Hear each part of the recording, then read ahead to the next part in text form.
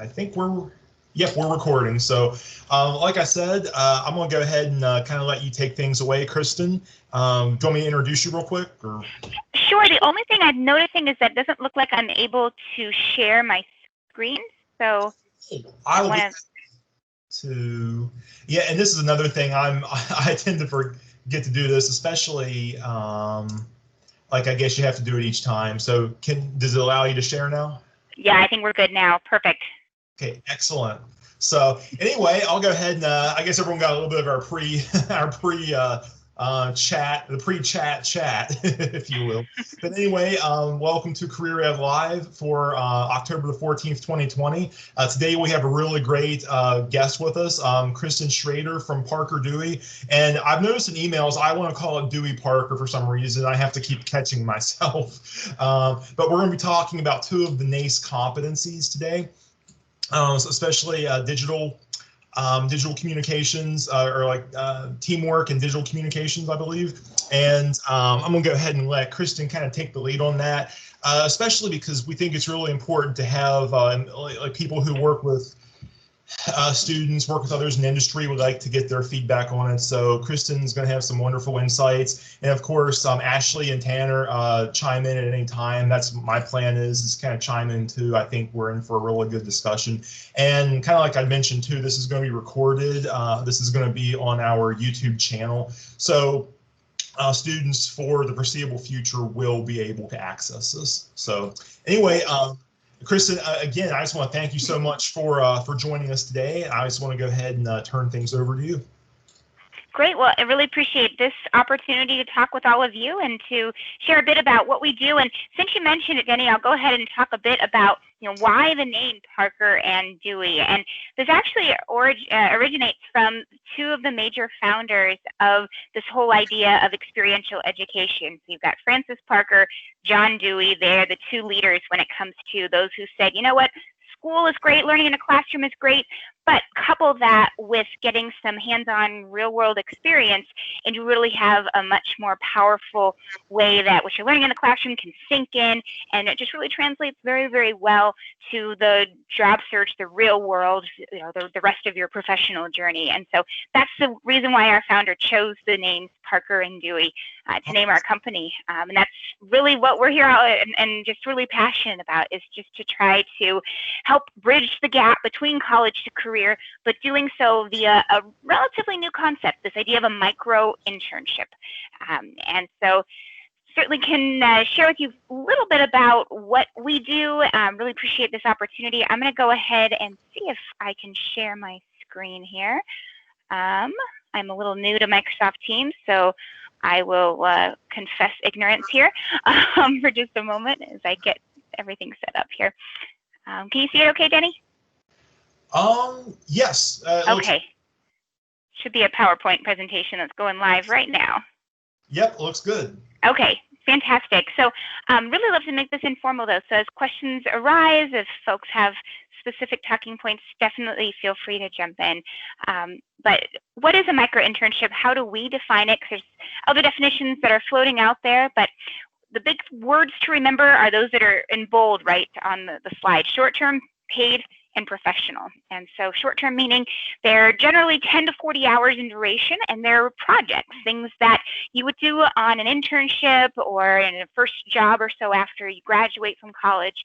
And they're the things that all busy professionals have on their to-do list. I've got a good long list of stuff right now that just is not getting done. Maybe not the top priority perhaps, or just in the midst of everything else that's going on, it just is not, we only have so many hours in the day. But those can make fantastic micro-internships.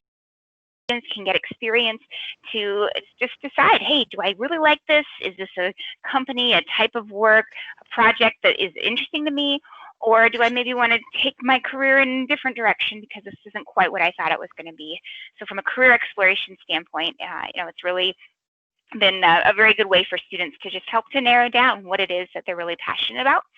The second key point there, paid. No one likes to work for free, and fundamentally, we at Parker Dewey just believe that that's not a fair thing to ask students to do. So every single project on our platform is paid paid fairly, meaning that we vet each project individually to make sure that it is compensated fairly. It's a fixed rate of pay. So if you were to go to the platform, you'd be able to see that this project, this is the going rate for it, this is what a company would pay you if you were selected for that particular project.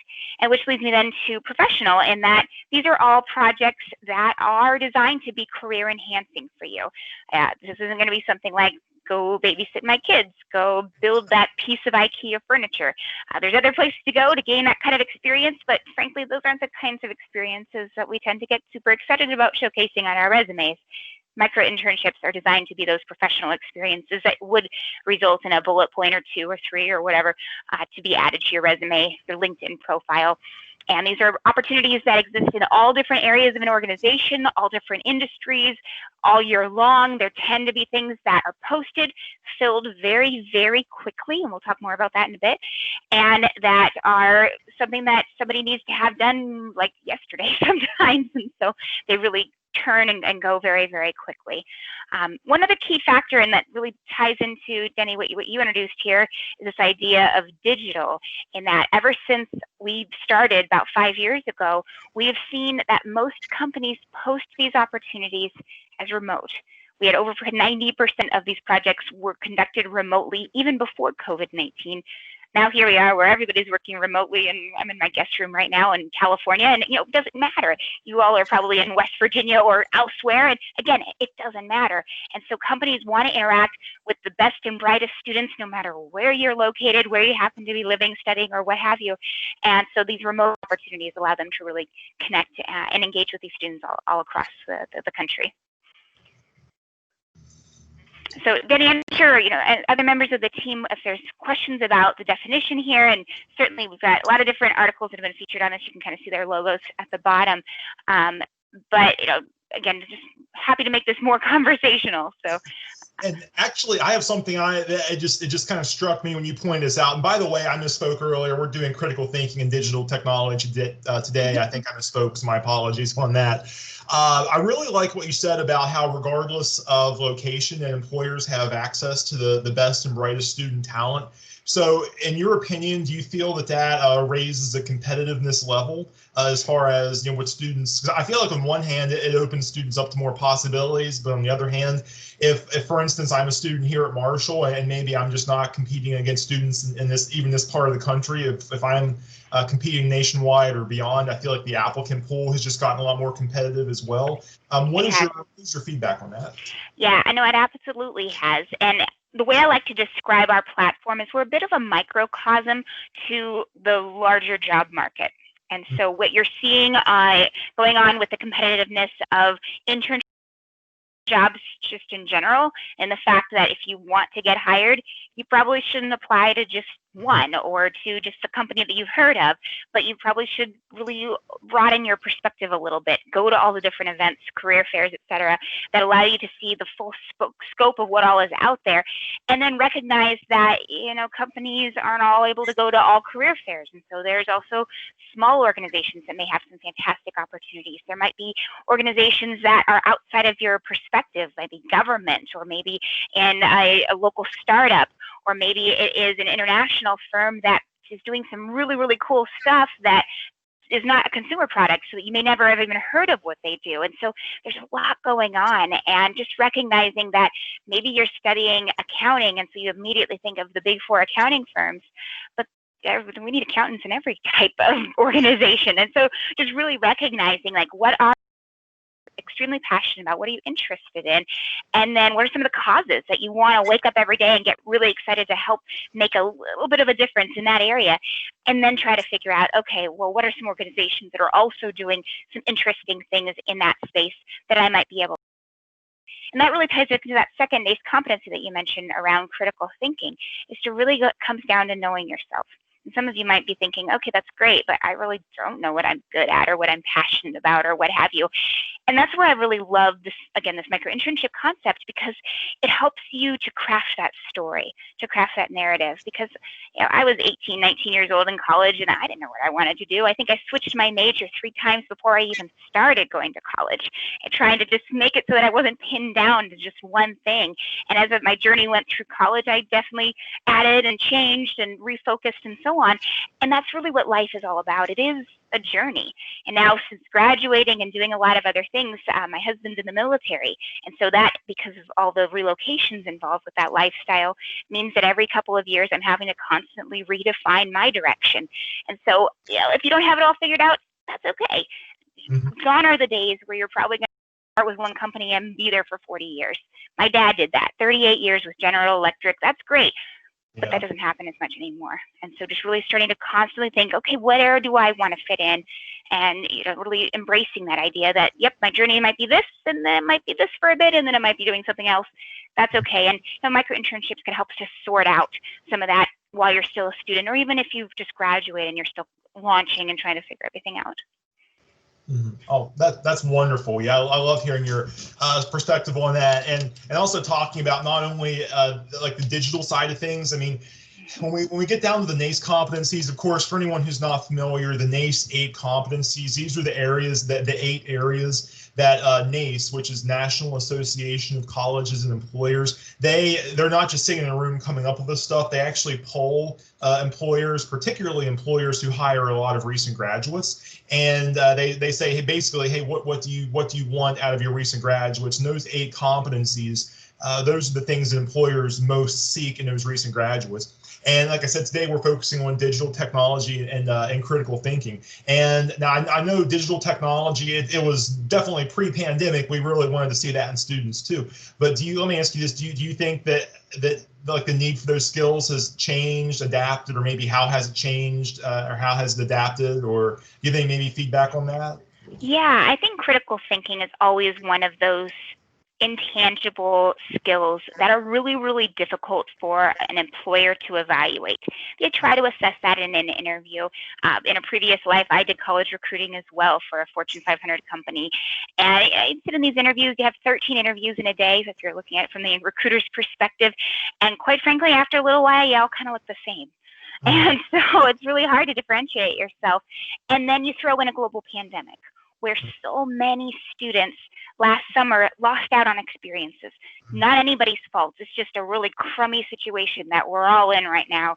And unfortunately for college students, that definitely meant that a lot of you who might be seniors may have resumes that look a whole lot like your peers who are juniors, because you missed out on that critical internship summer that a lot of folks tend to have between their junior and senior year.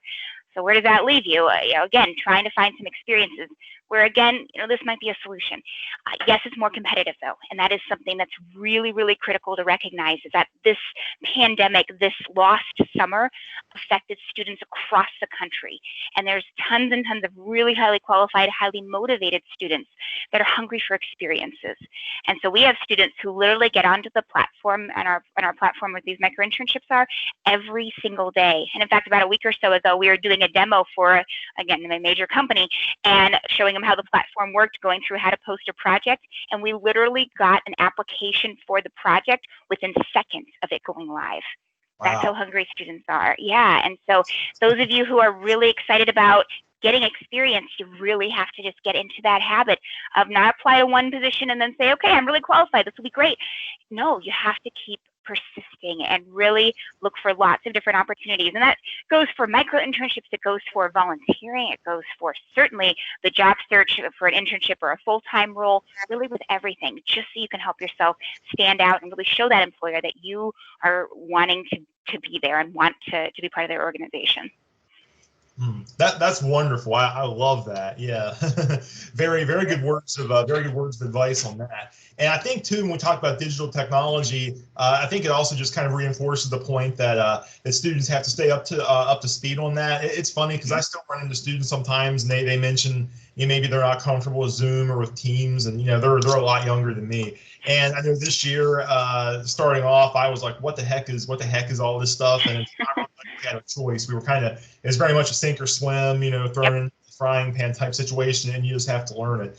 So I think not only showing the mastery of those skills, but also showing your adaptability is probably so important. So do you give any feedback on that or any thoughts? No, absolutely. And I'll confess, this is the first time I've used Microsoft Teams. So, here we are. I'm more of a Zoom person typically, but that just tends to be. And I have a 5-year-old upstairs who's doing Zoom kindergarten on Zoom right now. And here we are in this really, really weird environment.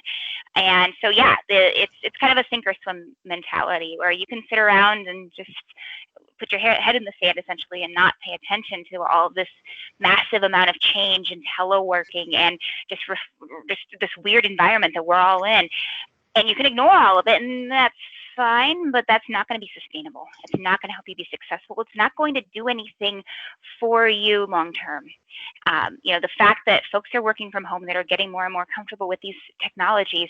I mean, my daughter knew how to mute and unmute herself using the little Microsoft shortcuts faster than my husband did. So, this is the next generation. You can't be afraid of this technology. And, that's just the way the world works. But that's just one example of technology. There are so many different technical skills that every single field requires. And that's where, yet again, going in and getting some experience can help. Because you might be sitting here and saying, oh, that's great, but I study logistics, but I don't know anything about inventory management software. Or I want to go into HR and I don't know what ATS systems are. That's where you'll get experience. You'll get some on-the-job training, but you can really help yourself get a bit of an edge by going after and getting some experience prior to as soon as you can. So whether it be micro-internships or going to a small business, I know I work with another school where they have students who literally look up nonprofits that are doing things that they're passionate about, and then going and saying, okay, go to those nonprofits, and the schools are coaching them on how to do this, and say, okay, in some way, shape, or form, what are some of your needs? And I'd be happy to volunteer or maybe do some sort of short-term project to assist you in whatever capacity that you need. Again, to get experience. And I've seen lots and lots of stories of those highly motivated students who have been taking advantage of the fact that you have maybe right now because of the environment that we're in, and being able to really put that use so that ultimately, when you are in a job search and you are in an interview, you're probably going to get a question that says something like, okay, this pandemic, what did you do with your time? How did you grow from this experience? Did you sit around and just play video games or whatever, or did you do something else? What was that something else? And so I would just challenge all students to really start considering how that conversation is going to go and how you want to really leverage that to your advantage. It's wonderful. I really like that. Maybe think of it as being like either advantageous or just, I guess, playing the hand you're dealt. I don't know if that makes any sense or not. Yeah. But yeah, just because honestly, there are plenty of people who won't. So I think it's a wonderful opportunity for students just to set themselves apart, which really we talk to students all the time. I mean, the job market, that's a lot of what it is. And I think you touched on this too when you'd mentioned like seniors with resumes that are similar to juniors. I know when we'd been corresponding over email, you'd mentioned that too, and it really struck me. But yeah, it's a time where even if it's harder for a senior to stand out versus their younger counterparts, how do you stand out? And I think not only the skills, like the competencies, like we're talking about, but also just showing you're an initiative taker, I think can help you out a lot as well. Mm-hmm.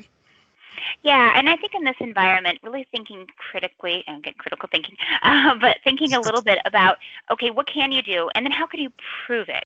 And yeah, you may not have had that internship experience. And yeah, that stinks, but okay, you can't do anything about that. What else can you do to prove that you have that technical skill, or that you are an excellent writer, or that you can communicate publicly? And maybe it is things like you have XYZ class projects that you could upload onto your LinkedIn profile or put onto some sort of digital portfolio and link that to your resume. Or if you're looking at a micro-internship, to really show, yes, I'm a great writer, and here's some examples of some things I've written for classes or for a personal blog or for this nonprofit or whatever, to really show that, yep, I have the skill set. If it's something that's maybe a little harder to prove, like a presentation skills, you could say that you addressed audiences of XYZ size via these methods, maybe at a school, a student organization presentation, or in a class, or in some sort of Zoom presentation, or maybe you have a podcast or whatever. And so those are all different examples of ways that you can showcase those experiences, so that when you're being compared to somebody like, much like you, maybe you're in your 20s or whatever, you haven't had that first full-time job yet, and that's okay. We all have to have our first full-time real-world experience. You'll get there. But how do you set yourself apart from all the other folks that are in a very similar situation? And it's just thinking through, how do I prove on paper or elsewhere that I have that skill? Wonderful. I really like what you mentioned too about campus involvement. That's something I talk to students about a lot, is that there's a lot of reasons that you want to get involved here on campus. One reason is definitely just networking, just getting yourself out there. And by the way, networking is one of those things too. I tend to tell students, I think we over manufacture in our minds. I think we over engineer and make networking harder than it needs to be. And really, it's about just getting your name out there, letting people know what you're looking for, seeing who you can meet, and things like that. Sometimes students hear the word networking and they just, I don't know if they know what to make of it or not. But just, I'm sorry, give some thoughts on networking. Actually, I'd love to hear your thoughts on networking. Yeah, I think with networking, sometimes it feels very selfish. What's in it for me? And I know when I've talked with students before in career counseling that I've done in the past, it's always felt very one-sided, and I don't think it has to be. Yeah, maybe at this stage of life, it might be one-sided because you're just starting out, and yeah, you are in a place where maybe you just don't have quite the network yourself. But that's the whole idea. And also remember that whoever it is that you're networking with, if you're looking for mentorship or advice or whatever, people tend to like to give advice. And so you can kind of use that to your advantage. People like to talk about their experiences themselves, or, whatever. And so let them be that sage on the stage and share their experience. And you can glean what is helpful and craft your own course of action from there. But I definitely agree that networking sounds scary, it's something that's very easy to put on the back burner and less on the priority list. It's also more than just creating a LinkedIn profile and just calling it a day. It needs to be something that is intentional. Okay, have that LinkedIn profile, great, but add some articles to show that you are engaged. Maybe you start blogging on LinkedIn perhaps, or start engaging with groups. Start joining groups that are part of the industries and or career fields that interest you. See and read through who's posting, what are some of the key questions people are asking. Maybe they have a job board, which might lead to some additional opportunities or whatever, but just start to really use this tool in a greater sense than just simply having a profile and thinking, okay, where's my job offers? Because they're not going to come pouring in, especially at the early stage of your career where you just, again, don't have that skill set that makes you quite as able to stand out as when you are further along in your career and you have more direct inbound companies that are looking for your skills. You have to build those skills. You have to build that network. And so going out and talking and seeing who those key players are in your target field and knowing what those critical issues are, that's all going to help you build your network. Also know how to answer some of those interview questions that you'll inevitably get around what your knowledge is about your target career industry. So yeah, I think LinkedIn, that's really important. I think when things open up a bit more, also just going and physically meeting people in person. Yeah, career fairs or student organizations. I love that suggestion. Maybe there's events or opportunities to interface with alumni. Of course, Marshall has a fantastic alumni network. Folks that really, really want to give back because they remember what it was like to be a student and how challenging it can be. Going to alumni and saying, hey, look, if you're a small business owner or whatever, do you have some sort of project or need help with something? And maybe that could turn into something long-term or a mentoring conversation that just learn a little bit about what they do in their organization. One other trick that I really, really enjoy from a networking standpoint is an informational interview, where you sit down and talk to somebody about their career field. I've seen students that didn't have any experience in a target field do tons and tons of informational interviews. Like literally I had one student who spent his entire summer sleeping on friends' couches in New York City because he wanted to become an investment banker, did not have any network or any sort of relationships in investment banking, but went to his alumni association at the university that he was attending, found one person who was remotely associated with that very highly competitive field, started with that one person, and ended up conducting dozens of informational interviews over the course of that summer and ended up with multiple job offers in his target field after that summer.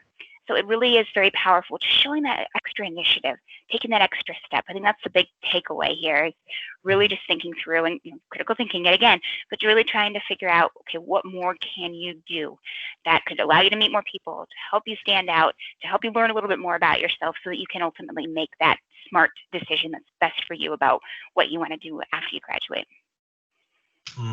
That's amazing. I love everything you said, particularly that story at the end. That's just incredible, and it just goes to show too. And I've worked with a couple of really incredible students here lately that have done internships and even like managed to attend conferences this year. And I know something that I've heard a number of students say as well. It's 2020, and we always want to say, oh, 2020 is a lost cause or whatever, just blame the year. But there are even now there are good things happening. I mean, of course, internships and other opportunities as well. So I try to encourage students, don't use it as an excuse. Don't make an excuse to not do something. You find a way to do something. Yep. People are still getting new jobs. I mean, we have a student who, starting in, I believe, February, he connected with this engineering firm through a micro-internship, ended up completing 5 different micro-internships with the same firm, and attend school in Florida, but this engineering firm is in Kansas. He has a full-time job working remotely from Florida with this company in Kansas. So it is happening, and we see stories like that all the time, even in the midst of this pandemic, just by taking that extra initiative and really doing a really great job. Mm-hmm.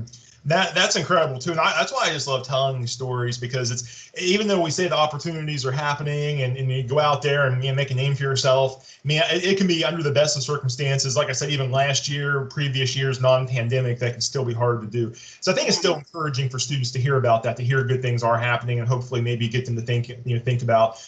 A way I like to put it to students is, what 1 or 2 things can you change in the next couple of weeks? I don't know if it's realistic to say just turn everything you've been doing on its head and totally reinvent yourself. Some people might be able to pull that off. I like to think about manageable chunks. And okay, here's what you've been doing in the next 1 or 2 weeks. What are 1 or 2 things you can do differently? What are some goals set for yourself?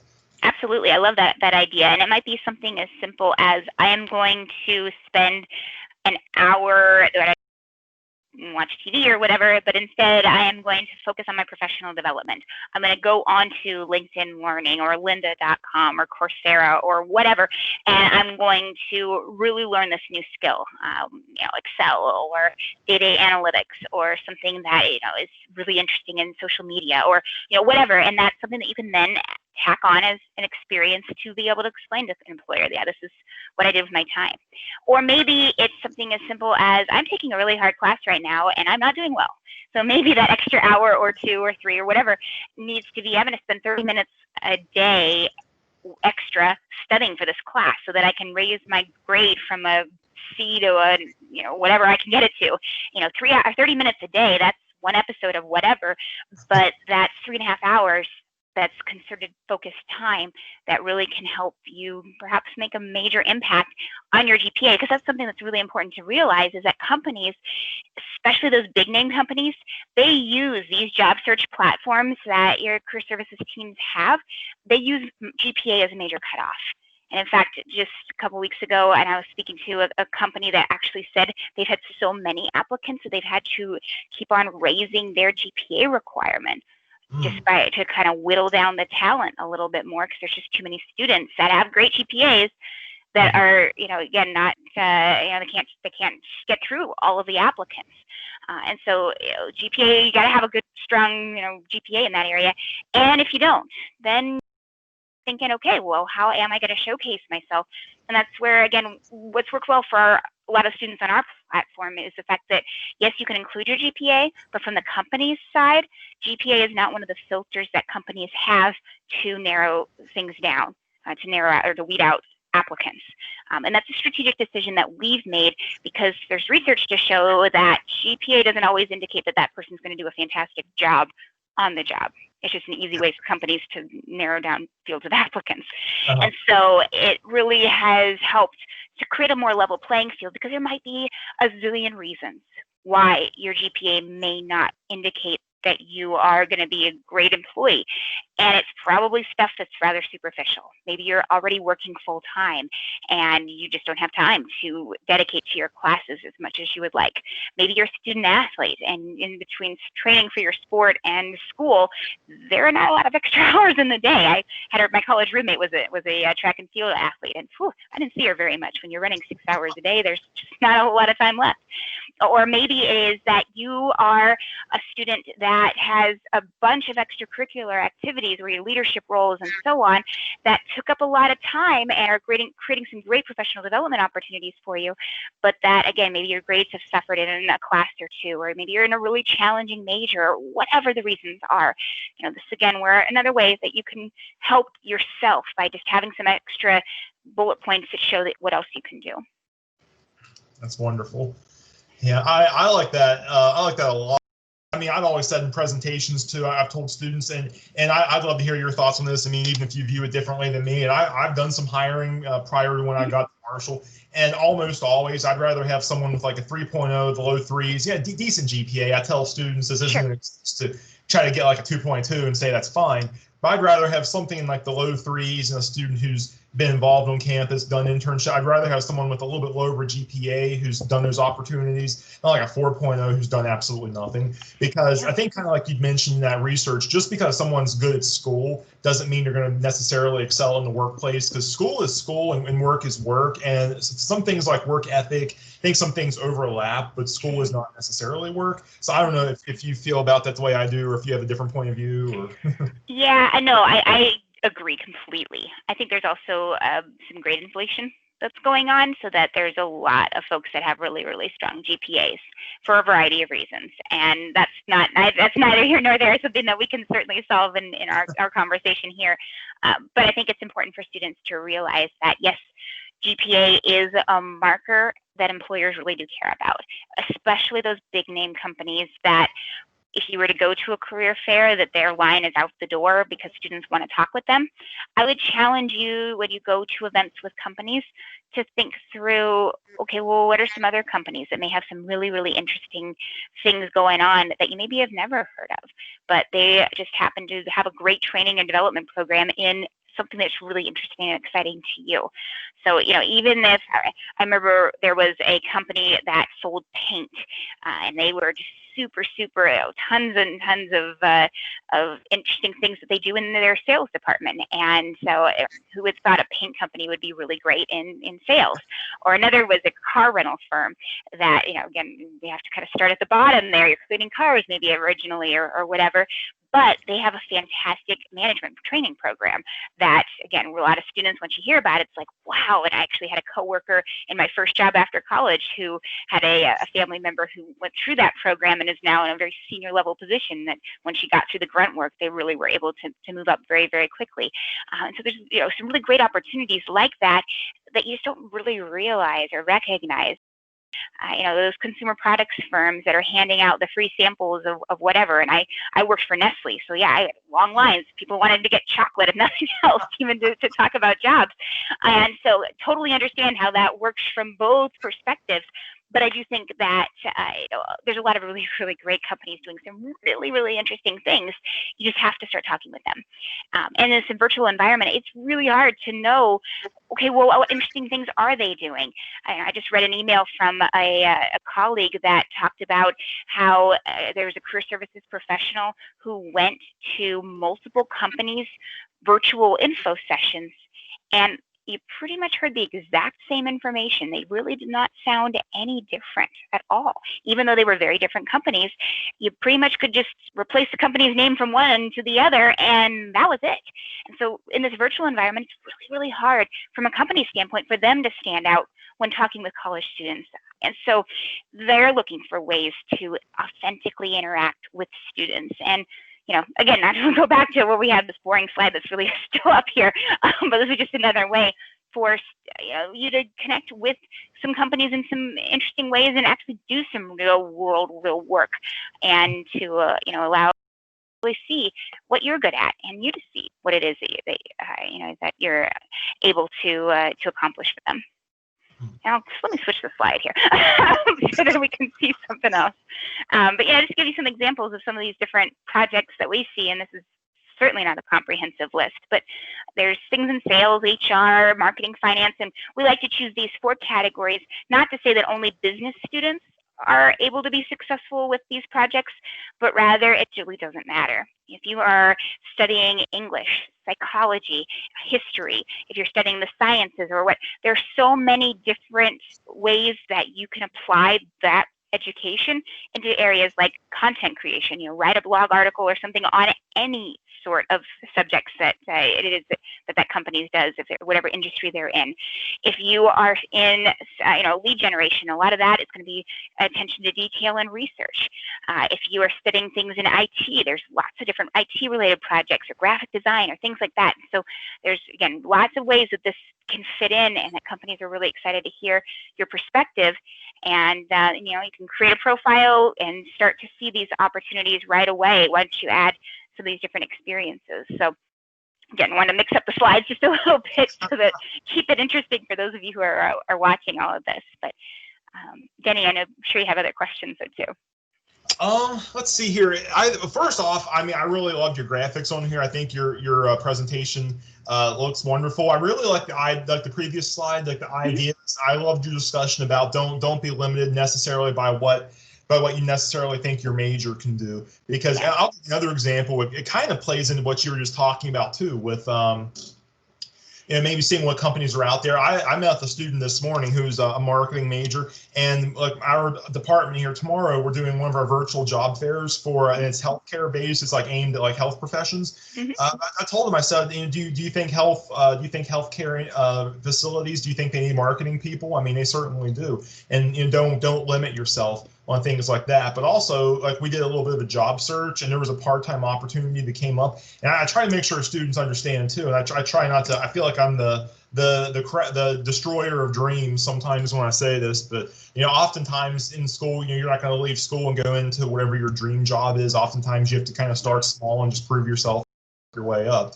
I mean, I tell students my first thing I ever did in higher education was teaching like an intro to computers class like once a week, and then that led into more and more and more in my old job. And I was able to come to Marshall. So because I was applying for jobs like I have now, actually like right out of school, I wasn't even getting phone calls or anything. So it's a matter of what can you do, what experience can you pick up along the way, kind of almost like a lint roller. I just got this analogy in my head, probably doesn't make sense, but kind of like be like a lint roller and pick up everything out there, and just start accumulating things on that resume, and that'll make you as competitive as you can be. Yeah, and I think it's also important to recognize that what is the best opportunity for you may not be geographically where you want to be geographically. Yes. And you may have to move, and that stinks. As somebody who's moved, I don't know, like 10 times in the last 14 years or whatever it's been, it's hard. And a lot of that's not my choice because of my husband's military career. But, I like to tell folks that both times that I graduated from Ohio State, I moved to South Carolina. That's just where the first time it was where the job was, and the second time that's where my husband's military career took us. But, that is part of the gig sometimes. Is the best opportunity might be in your backyard, but it might not be. And so you need to just kind of reframe your perspective there. I remember when I used to recruit for Nestle, we were doing a lot of local recruiting, and the university that was closest to us, it was 30 miles away, the students who attended there just did not want to drive 30 miles in order to work for one of the biggest companies in the state. And and it was very eye-opening, and so we didn't recruit there because it wasn't really a good use of our time. But it was very surprising to me in that their students were so reluctant to leave home. And I get it, totally understand, and still to this day don't like answering the question, where are you from? Because I really don't know what to say anymore. But I think it is important to recognize, though, especially in a challenging economic environment, that your mind has to need to open a little bit more, and that the best opportunity might mean that maybe temporarily, maybe longer than you would like, but you might need to look at moving geographically, or at least looking at other options geographically. Oh, I 100% agree with that. I know early on in my career, there were times where I was very set on staying, close to home. Some of it was finance based and all that, but I know there were definitely opportunities opportunities that if I would have been more open to geographical relocation, I would have had more opportunities, including like, it's really cool you mentioned you're a Buckeye. I didn't know that, so that's awesome. So always good to have a Buckeye on the chat. But yeah, I went to school here, Dayton, actually. I did undergrad. Okay. And yeah, I know, actually had an offer to stay for free in an area, and I still was uncomfortable. Like, I wanted to move closer to home. And I've even thought, shoot, if I would have, I mean, with all the opportunities near Dayton, I'm like, shoot, if I would have stayed up there, But yeah, well, and Dayton's a great example because there's a city that's 20 years ago, very different economically than it is now. Because companies come and go, and is unfortunately not in its prime right now. It's gone through a lot of challenging times and change, and I think that it's unfortunately need to recognize that things change. It's a dynamic world that we're in, and then you throw in a pandemic and a lot of other challenging things. It's an election year. There's just a lot going on, a lot of things to balance and so on, and so that does all directly impact what opportunities might be available. And so, it stinks, but it is what it is. I can't do anything about it. So.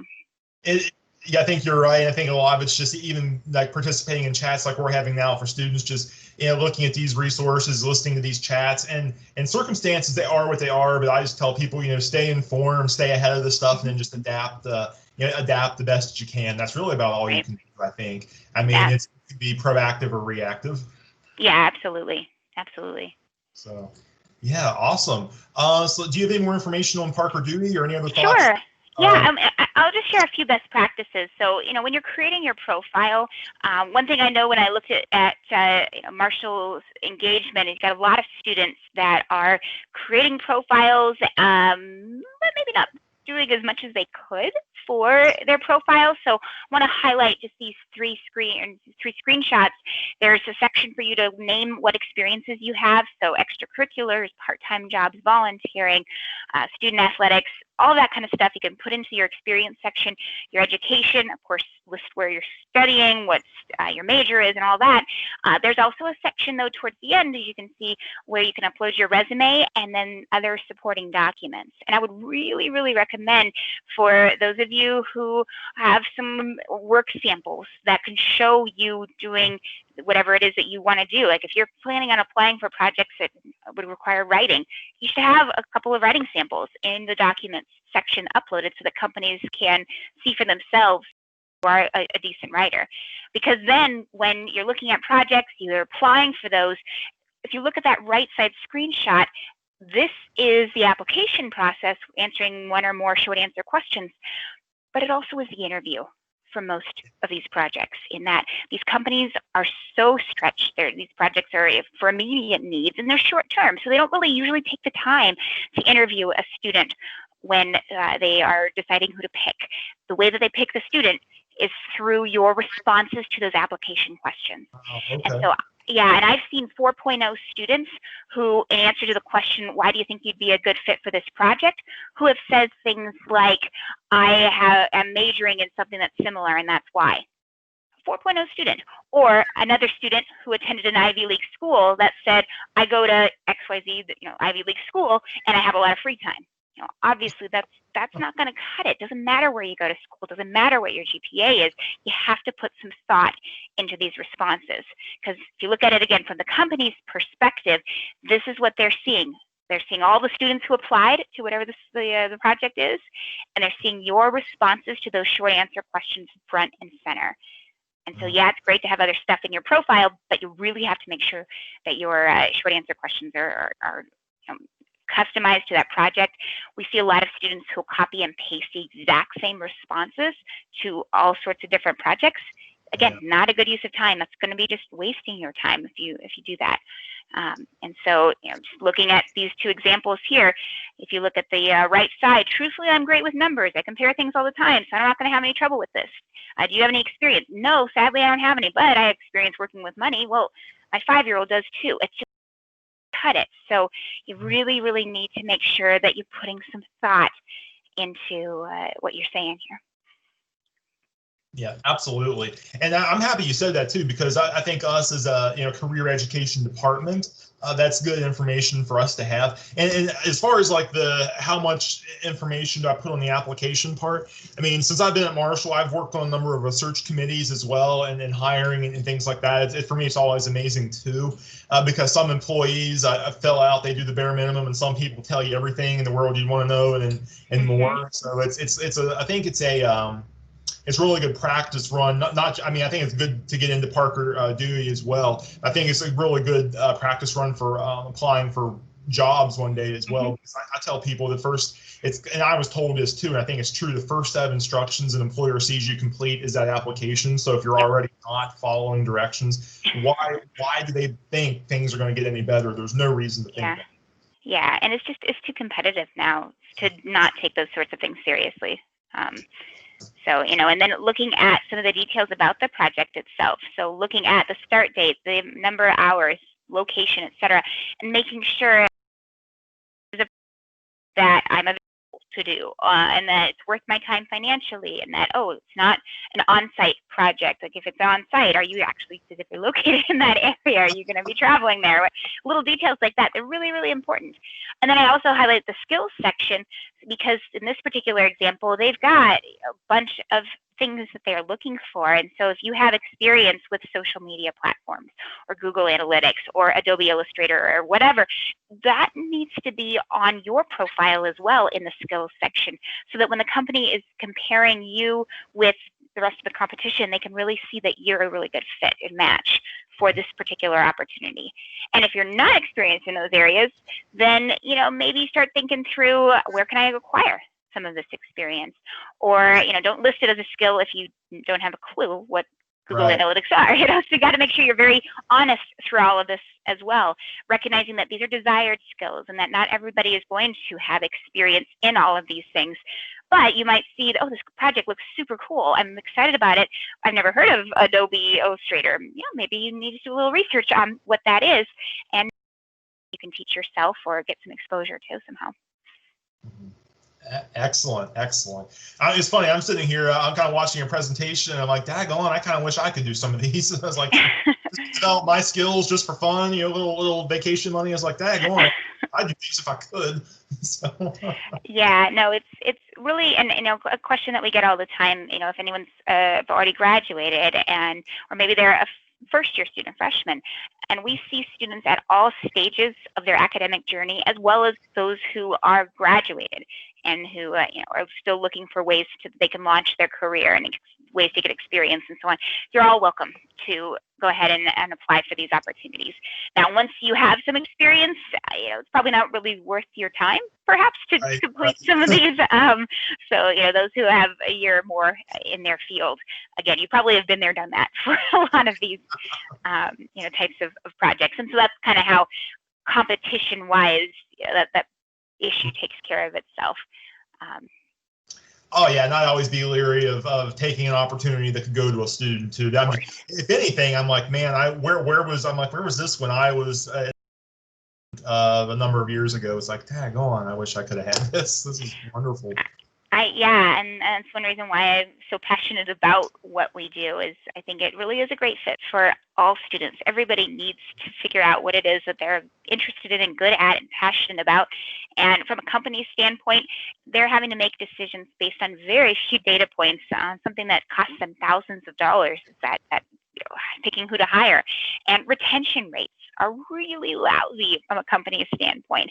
Over 50% of people don't tend to stick through their first job after college for more than a year, and that's just not good.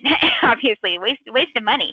And from a micro-intern standpoint, the students who completed micro-internships, what we've seen in our data is that they tend to stick with that first job for more than a year, 80 to 90% of the time. So big difference. And I think it just speaks to how much more informed you are when you have a few more opportunities to learn a bit more about yourself, and to be able to make and feel more comfortable making that decision about, yes, this is going to be a good fit for me. Oh, absolutely. And it's interesting too, because talked with some faculty here on campus, including some business faculty, and I know employee retention is definitely something we still think about. From what I understand and from what faculty have told me, that being labeled a job hopper, it's not the concern it once was. In fact, if sometimes staying actually too long in a first opportunity, if it's like 5 years or more, you can actually, perhaps, not saying this is the case, but you can at least give out the impression, maybe you're complacent, not ambitious. And of course, again, not that's true, but at the same time too, if you're someone in your first couple opportunities, if you're not hanging around, you might either look like you're indecisive, don't know what you want to do, or perhaps even worse, look like you've got some employment issues, maybe lacking in some soft skills. So show longevity in your first role, even if it's 2-3 years, something like that, is definitely something that could help you. No, absolutely. And again, having had to look for a job more often than I would care to, just because of my husband's military career, it's not fun to have to look for jobs all the time. It's really, really stressful. And so if you can avoid it, great. But I think your point about being complacent is really, really valid. Fortunately, a lot of companies, you start with that, and there's oftentimes room to grow if you want to. I know when I left Nestle, part of my decision for doing so was just when I looked at the career path, it was not something that I was extremely excited about being a good fit for me at that stage of my life. My husband was joining the military. It was just a lot of other things that were going to make that really, really challenging. Love what I was doing for the most part. But again, just looking at long term, it just, for me at that stage, was not something that I could see myself long term. But that's a personal decision that we all have to make. And so, and to your point, it wasn't after just a year, it was a few years. So just recognizing, try to get your foot in the door and get some experience. And if you don't like your first job, I didn't. I had a really, that's when I applied to grad school, really did not like that first role. And recognize there's going to be good days, bad days, and there might be a lot of bad days. But then recognize that every single opportunity is placed in front of you. And I firmly believe it's all an opportunity to grow. And if you find a great organization, you're there for 5, 6, 10, whatever years, bravo. Just that, I don't think there's anything wrong with that either, as long as you're continuing to challenge yourself. And hopefully you've been able to acquire new experiences, maybe new job titles, maybe whatever, but just so that you can really show that company that you're still growing. That's really, I really love your thoughts on that too, because and that's why the professor and I we kind of had some differing points of view on that as well. And being somewhere for a long time doesn't necessarily mean complacent, but I think if you don't want to give out that vibe, I agree with what you said. Learning new skills, showing growth, even within the same role. If you can take on new projects, if you can do something to show that you're growing as a professional, not just kind of coasting. So absolutely. Yeah. So let's see here. We have I'd say about 10 minutes left. So I do want to be mindful and respectful of everyone's time. But what other thoughts do you have for us, either on Parker Dewey or back to digital technology and critical thinking? Do you have any other thoughts for us? I'll go ahead and just kind of run through a couple more key points here, and again, just quickly go through this. So, if you're selected for one of our projects, you'll be getting a lot of remote and digital type of communication with us. You'll have a contact at the company that you're doing the project with, and then you'll have a contact from our organization, because ultimately Parker Dewey will be the one who handles all of those lovely accounting and HR and other documents, legal stuff. We take that on, so we're also the ones who will pay you once the project is done. So we'll definitely be in touch, and it'll be an important contact for you. But for the most part, you're going to be working independently with that point of contact at the organization that picked you for the project. And so working independently, you might get a lot of hand-holding, you might not get a whole lot, and you might be largely on your own. So when it comes to picking out what projects to apply for, you want to be strategic about what it is you're applying for and making sure that you actually can do the project with minimal amount of help. But this is also a really good opportunity for you to reach out to others within your network. So kind of going back to what we were talking about with networking, faculty, staff, alumni, other resources that are at your disposal that you can then make sure that you, when you're turning in your final product, that it's the highest quality that it possibly can be. So going into like some suggestions, this is not a grade where, I didn't do so well in that assignment, no big deal. No, recognize that this is a professional development opportunity. A company is paying you real money to do this. And so you need to not just get a 90% or 80% or what you need to get, do as great of a job as you possibly can.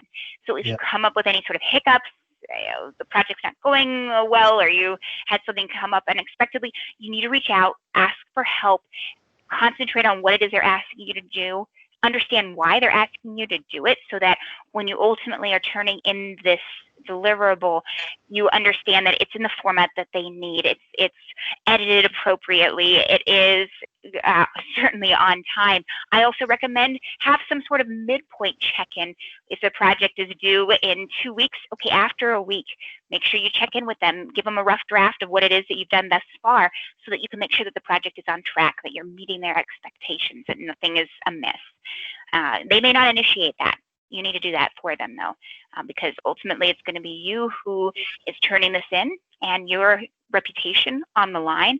Because yes, they do give you feedback on the project, and yes, this can turn into something longer term if you do a really great job. All right, so stay in touch with them. You'll ultimately have this experience to add to your portfolio, to add to your resume, to let them know and kind of think about what it is that you've learned. You'll have some individuals at that company that you'll have worked with that might become a great mentor or other member of your network. You just never know where these could turn into. And so you always want to make sure that you are doing your absolute best.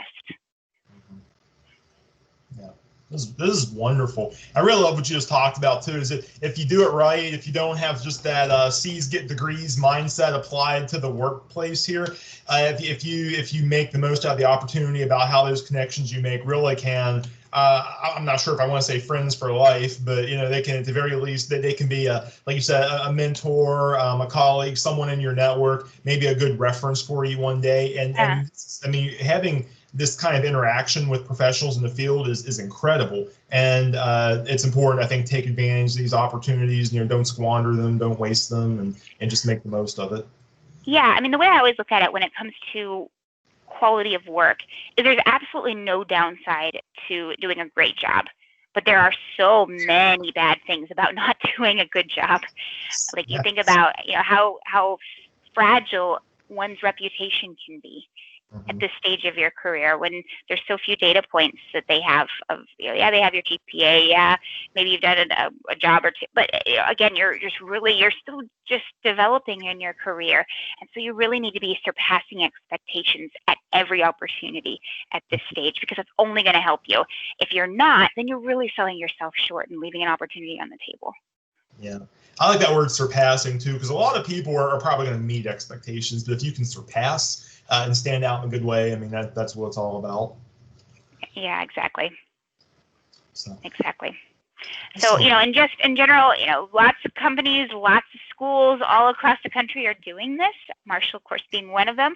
And, wanted us to kind of close out with, if folks are interested in getting started or updating their profile or just seeing what's out there, recognize that the micro-internship opportunities that you see today are probably going to be very different than what you'll see if you log in a week or two from now. And so, but got the information there that you can hop onto the Marshall landing page and get started.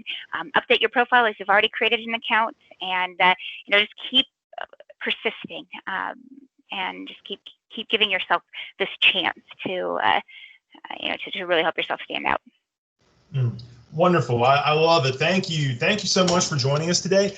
Tanner or Ashley, do you have any thoughts or comments or anything to hop in with real quick, or anybody? Hey, this is Ashley. I have a final thought. As Kristin was discussing, Parker Dewey, which is a program that I've been working with students throughout campus, something that she mentioned that I really love and just want to touch base on is that Parker Dewey is a great opportunity to get familiar with how it is actually like to apply for positions in the future. I know when I graduated college, I thought that I would apply for one position and I would land the first job that I applied to, and that of course is not the case. And I think this is something, it's going to be a great opportunity for students to learn more about. Applying for Parker Dewey, you could apply for 15 or 16 different opportunities before you land one. That is the exact same case when you're actually applying for jobs. You could apply for 30 positions before you get called for an interview. So it's great practice before you actually enter the job market. Yeah, definitely. Yeah, I mean, I wish it was easier to land a job, but that's the nature of the beast with however many students that are hurting right now and are looking for part-time or something that's paid and remote. It's hard to get those kinds of experiences right now. So hopefully this can be an avenue for many, many, many Marshall students to be successful. And just really appreciate this opportunity, though, to connect with your students. And I'm excited for the months ahead in hopes that lots of your students will benefit from this. Well, Kristin, thank you so much for joining us, for taking time out. I just really loved our discussion today. I think not only did we touch on the competencies, and we're really trying to get students to think about those NACE competencies. I think this glance at Parker Dewey, especially for a student who maybe has heard the name but are not sure exactly everything that's entailed, I think for us to really push this more to students, I think today's discussion, we can, like I said, I'm going to upload this to our YouTube channel. I'll share the link with you. We'll share the link with students. I think there's just so much so much good information we talked about in today's chat. And again, it was really great to meet you here. And I just want to thank you again so much for joining us today. We really, really appreciate it. Of course, really happy to have this opportunity, and wish your students all the best. Oh, well, thank you so much. Anyone else? Any other parting comments or thoughts? No, I think that was a lot of great information. I'm kind of looking forward to sharing some of these slides with students that have asked me questions about how to complete their description section or how to really showcase their skills throughout their application. So this has definitely been useful. Absolutely. Absolutely. Great. All right. Well, I just want to thank everyone for joining us today for Career Education Live. Again, we've had a really good discussion, and we hope to see you back here next month for Career Education Live.